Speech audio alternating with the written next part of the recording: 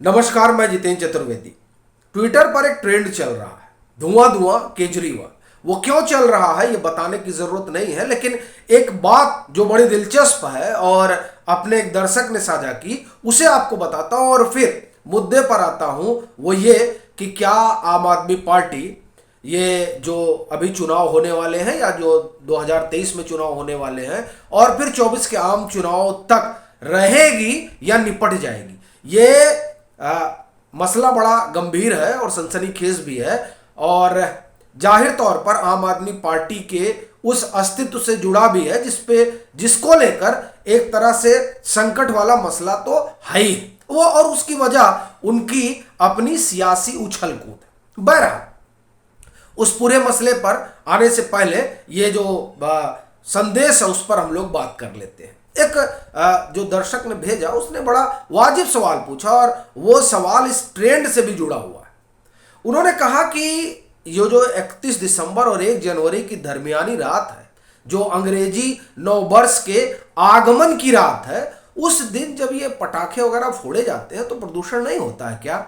और दीपावली में फोड़ दिए जाते हैं तो प्रदूषण होता है। अच्छा देखिए, उस दिन जो है पूरी दुनिया में पटाखे फोड़े जाते हैं, 31 और 1 जनवरी, और जबकि दीपावली में तो खाली हिंदुस्तान में पटाखे फोड़े जाते हैं।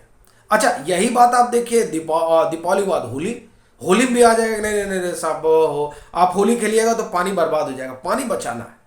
ये वही सब लंबरदार हैं, अमेरिकी लवादा ओढ़े हुए, जिनको जो आपकी सभ्यता संस्कृति है उनसे एलर्जी तो एक तरीके से है ही है। और वैसे भी जब वो ये देखते हैं कि दरअसल ये जो पर्व त्योहार हैं इनकी वजह से आज तक हिंदुस्तान कभी मंदी के दौर में नहीं गया, क्योंकि इन्हीं की वजह से यहाँ की अर्थव्यवस्था सस्टेन करती रहती है। हर आदमी 2 पैसे बचा के रखता है, भैया होली आने वाली है, भैया दीपावली आने, छठ है भैया, अरे खिचड़ी आ रही है, अरे रक्षाबंधन आ रहा है। तो इसी ये जो तमाम त्योहार हैं, ये त्योहार असल में हिंदुस्तान की अर्थव्यवस्था की दूरी है। और यही वजह है कि जब वाजपेयी की सरकार रही और प्रतिबंध लगा दिया गया, तो उस प्रतिबंध के बाद और दुनिया में मंदी के बावजूद हिंदुस्तान की अर्थव्यवस्था दौड़ती रही। दुनिया के तमाम लोगों ने दांतों तले उंगलियां दबा ली कि साहब ये हो क्या रहा है। तो वो हो इसीलिए रहा था क्योंकि ये हिंदुस्तान की व्यवस्था है। अब ये अलग बात है कि उस व्यवस्था से कुछ लोग जो उनका आप ये कह सकते हैं कि चमड़ी का रंग ढंग तो हिंदुस्तानी ही है, लेकिन सोच जो है वो अमेरिकी संस्कृति में डूबी हुई है या पश्चिमी संस्कृति में डूबी हुई है। इसलिए उन्हें पटाखों से, पानी से, होली से, दीपावली से बड़ी एलर्जी है। बहरहाल, बात हम लोग करते हैं मसले की, और वो मुद्दा यह है कि क्या वाकई में आम आदमी पार्टी को लेकर संकट जैसी कोई स्थिति बन गई है क्या?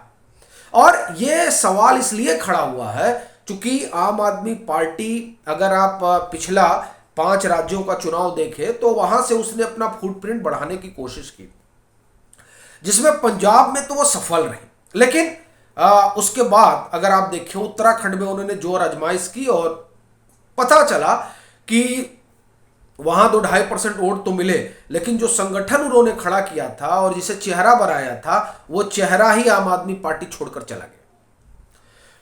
वहां से जो भगदड़ शुरू हुई वो जब आप दिल्ली के राजेंद्र नगर चुनाव पर आए तो वहां भी इसी तरह की भगदड़ आम आदमी पार्टी में दिखाई देती है कि उनके लोग, और आप सोचिए दिल्ली तो इनका गढ़ है और उस गढ़ में, उस किले से लोग आम आदमी पार्टी छोड़कर चले गए भाजपा में। यह उसी समय की बात है जब राजेंद्र नगर में उपचुनाव हो रहा था। अब छोड़ के जाने की क्या वजह है भाई?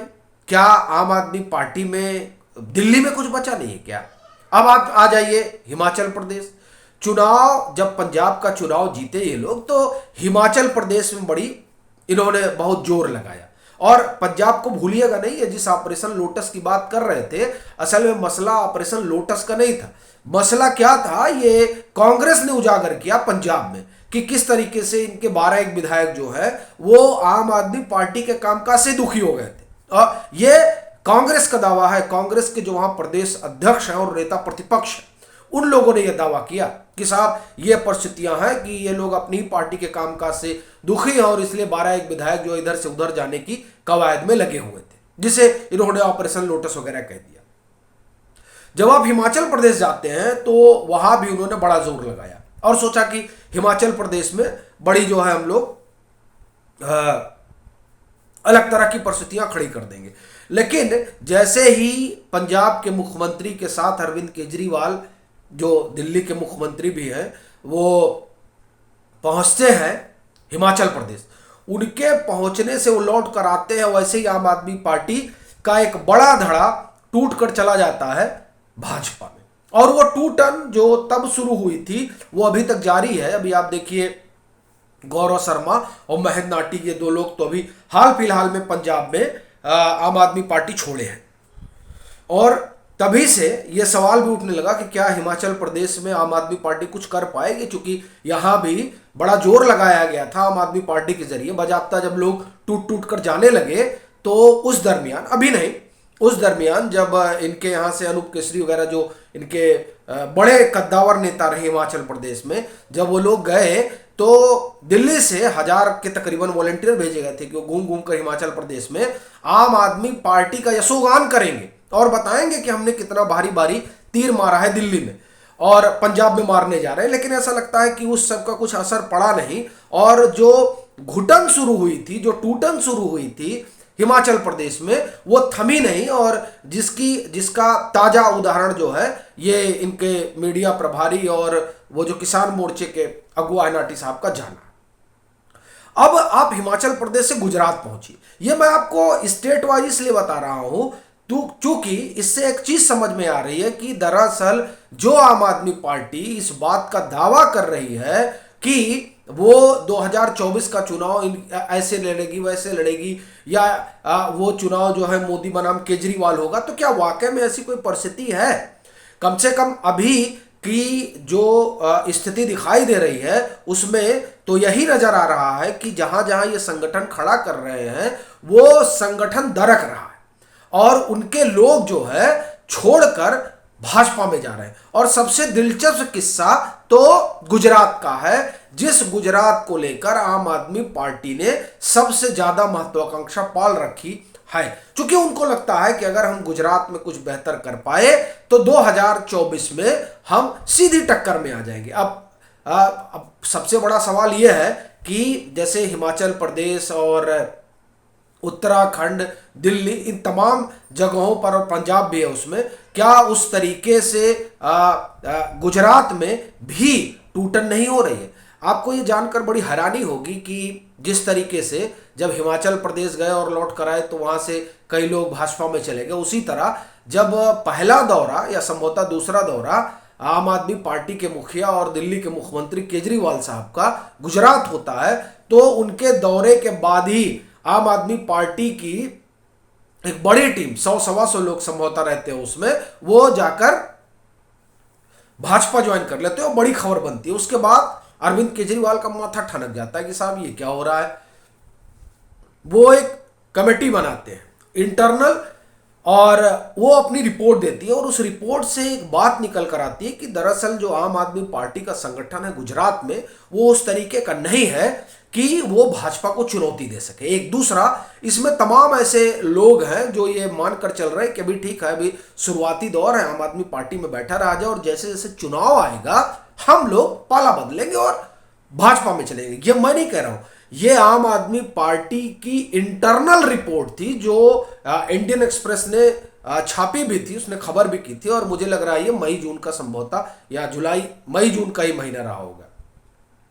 तो इससे आम आदमी पार्टी के कान खड़े हो जाते हैं और आपको ध्यान होगा कि तब आम आदमी पार्टी अपनी इकाई भंग कर देती है। वैसे ही जैसे जब उत्तराखंड से उनके कई कद्दावर नेता भाजपा में जाते हैं तो वहां भी इकाइयां भंग की जाती। वो जहां भी इनको दिखता है कि साहब अब तो लोग हमारे हाथ से निकल रहे हैं और लोगों ने समझ लिया, आम आदमी पार्टी को देख लिया और वो जान गए कि क्या होने वाला है, जो नेता उससे जुड़े रहते हैं तो वो फिर अपना अलग रास्ता अपना लेते हैं।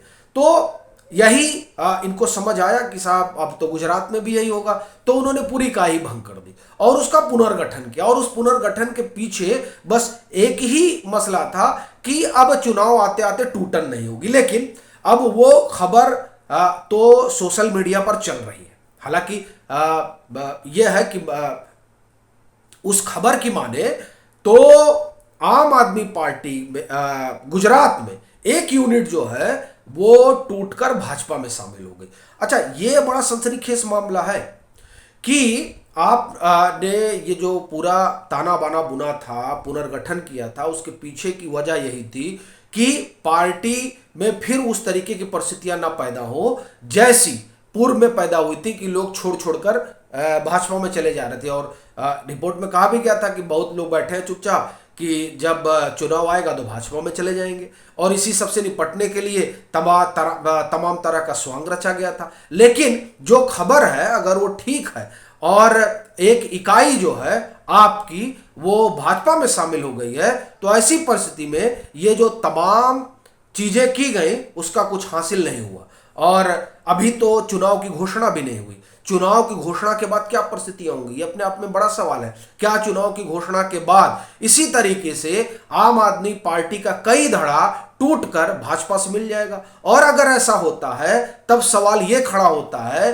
कि जिस तरह से इन तमाम राज्यों की हमने चर्चा की, वहां संगठन जिसे आम आदमी पार्टी मजबूत करने के लिए परेशान है और उसकी कोशिश में लगी हुई है, तो वो संगठन अगर इसी तरह ताश के पत्तों की तरह ढहता रहेगा और लोग आम आदमी पार्टी छोड़कर भाजपा या और किसी दल की तरफ मूव करते रहेंगे, तो ऐसी स्थिति में क्या आम आदमी पार्टी इस दशा में होगी कि वो भाजपा के मुकाबिल हो सके कहीं भी किसी भी, चूंकि वो हर जगह तो अपने लिए पैर पसार ही रहे हैं। और साथ ही क्या अगर इस तरह से संगठन इनका कमजोर रहेगा और बनाने की कोशिश में लोग भागते रहेंगे, तो ऐसी परिस्थिति में क्या आम आदमी पार्टी बची रह पाएगी? यह भी अपने आप में एक सवाल है। दिल्ली से बाहर, दिल्ली में तो अभी है ही, हम दिल्ली से बाहर की बात कर रहे हैं और उनका जो पैन इंडिया उनका अपना मोटिव है उसकी बात कर रहे हैं।